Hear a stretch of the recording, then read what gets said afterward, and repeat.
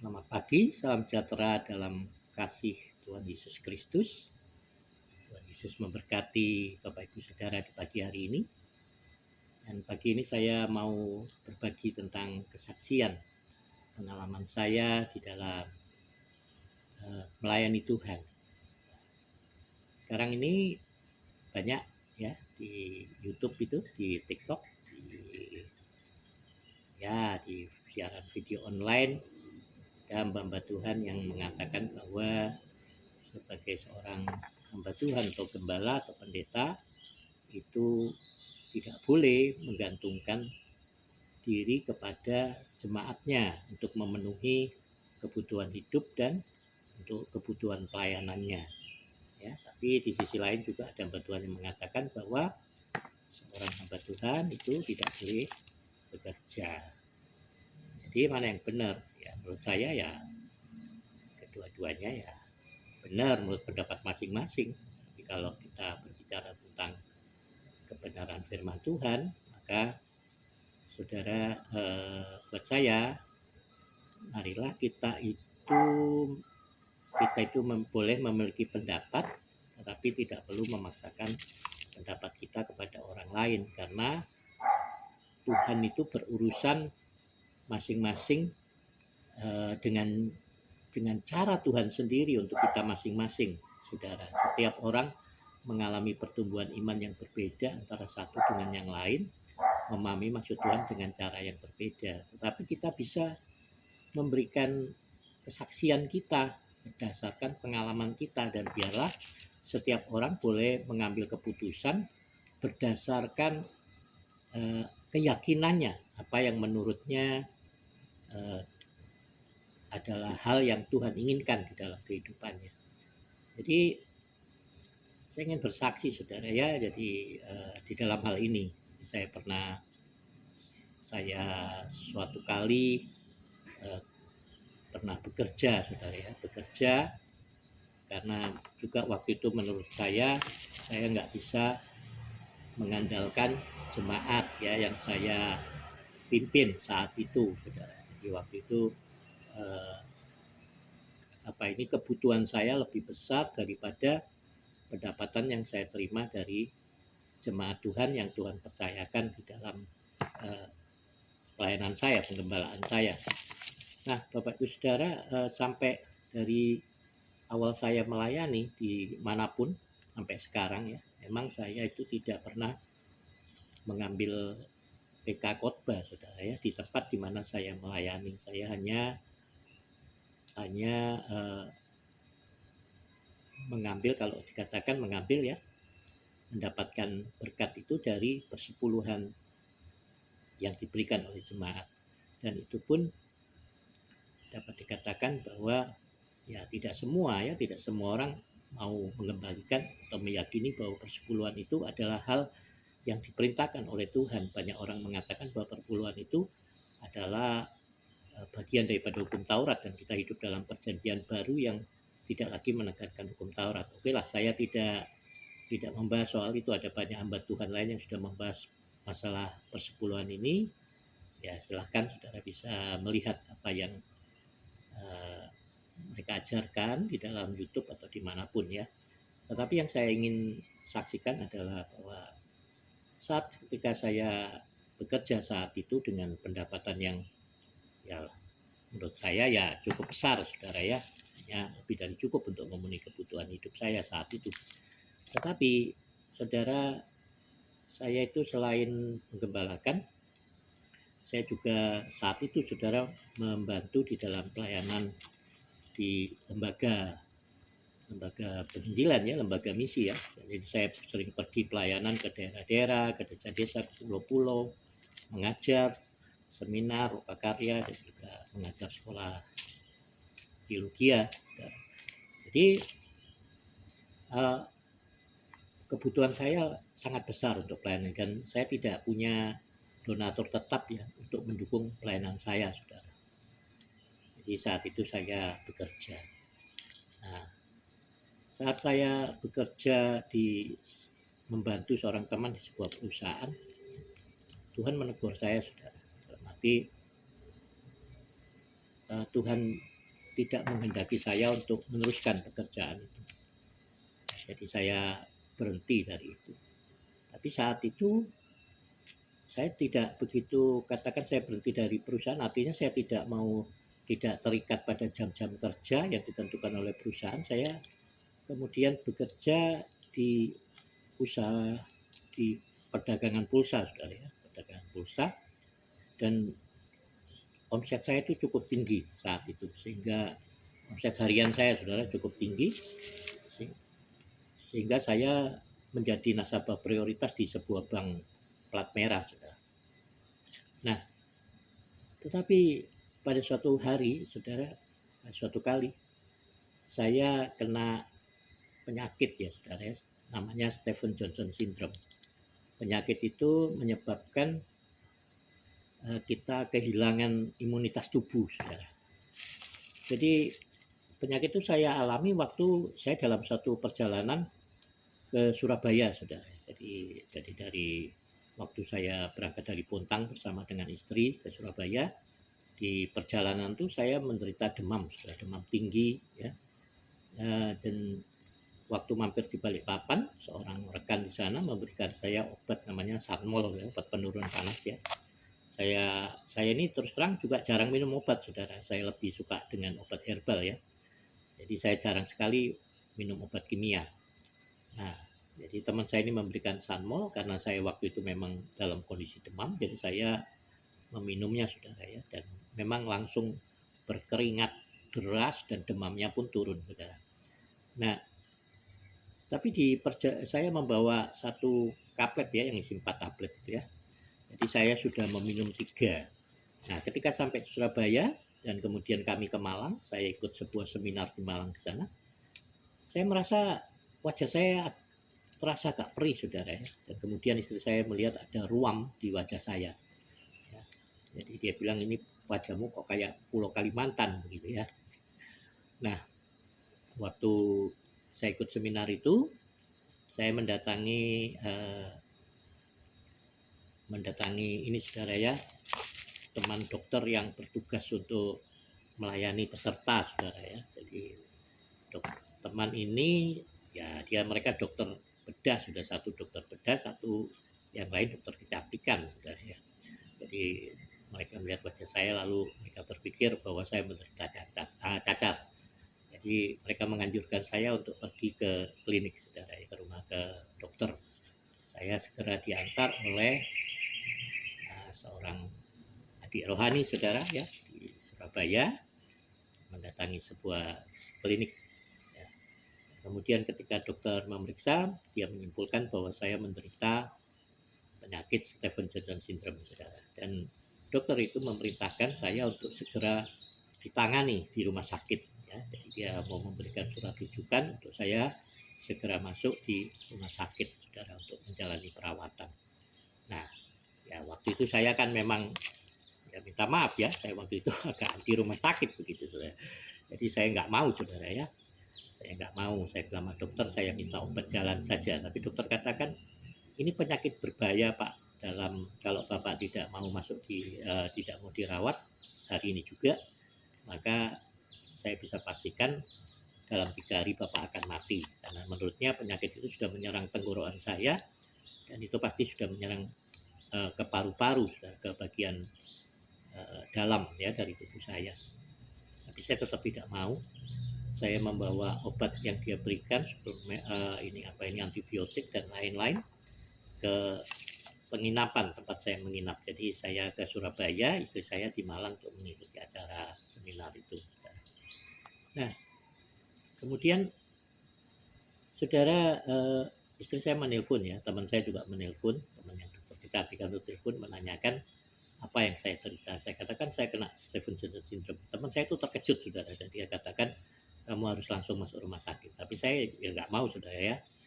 Istri saya juga menelpon, saya menenangkan hatinya dan saya katakan bahwa dia nggak perlu datang, dia ikut aja seminar itu ya, karena saya bersama dengan Tuhan. Tapi dalam faktanya, saudara, saya dalam 3 hari itu saya sangat-sangat menderita, saudara ya. Saya merasakan kesakitan yang luar biasa di sekujur badan saya ini. Jadi saya tidak bisa makan, ya. Jadi saya minum jus saja. Jus itu saya taruh sedotan untuk masuk jauh ke dalam kerongkongan saya, lalu saya sedot kuat-kuat sudah, dan rasa sakitnya luar biasa ya. Tapi saya menahan itu. Jadi 3 hari saya saya berdoa saudara ya. Saya berdoa, saya bernyanyi, memuji Tuhan, saya seperti ya biasalah mengusir setan, mengusir tumpang tangan kiri kanan, dan tidak ada kesembuhan yang terjadi. Jadi satu di di malam malam yang kedua ya, malam kedua itu. Jadi itu menjelang hari yang ketiga ini saudara. Hari di mana dokter katakan saya pasti akan mati ya. Jadi saya duduk saja di ranjang itu karena saya tidak bisa membaringkan saudara. Ketika saya membaringkan tubuh saya, kulit saya itu merasa tertarik saudara ya. Jadi mulai eh, tertarik dan perih sekali saudara. Jadi kalau saya tidur juga badan saya bergesekan dengan ranjang itu rasanya sakit sekali saudara. Jadi saya duduk saja ya. Jadi saya boleh mengerti saat itu bahwa hal yang buat saya paling memberatkan itu bukan tidak makan saudara ya. Jadi sekitar 3 hari itu saya tidak makan saudara. Tapi itu tidak memberatkan saya. Memberatkan itu justru ternyata kalau kita nggak tidur saudara ya. Jadi saya merasa agak aneh gitu dengan pikiran dan perasaan saya dengan tidak tidur 2 malam.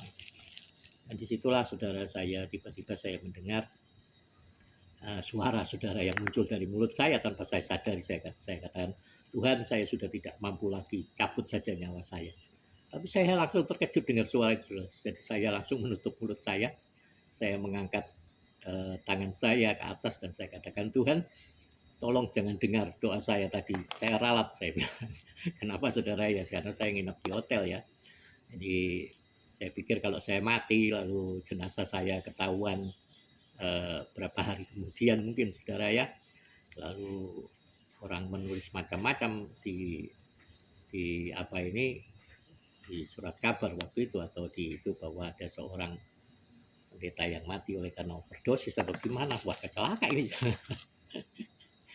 Tapi saudara ya, jadi disitulah saya langsung berserah kepada Tuhan ya. Saya katakan kepada Tuhan, Tuhan, apa yang kalau Tuhan sudah selesai dengan saya bersedia untuk kembali kepada Tuhan. Tapi Tuhan tolong berikan saya kekuatan untuk saya boleh kembali ke tengah keluarga, kembali ke Bontang, mati di tengah keluarga, mati di tengah pelayanan saya bilang.